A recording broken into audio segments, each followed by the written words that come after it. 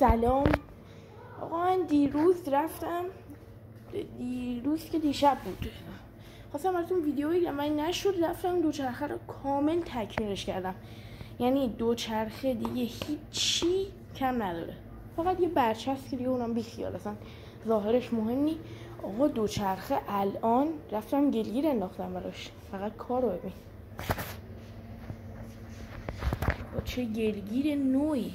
بعد بچه‌ها چون من خیلی اهل برچسب نیستم، دیروز از این برچسب خوشم اومد، بردم اینو خریدم زدم روش، چون سفیده قشنگ برای خودشه. اینم خریدم زدم این پشت که معلوم نباشه. آقا دوچرخه تکمیل شده. الان چی کم داره؟ شما بگید چی کم داره؟ چیزی کم داشت حتما توی کامنت ها بگید، من همون رو براش میخرم میبندم روش. واقعا اگه چیزی کم داشت. قفلش هم باید عوض کنم، یه قفل گنده تر بگیرم. آقا کار رو بگیر فقط.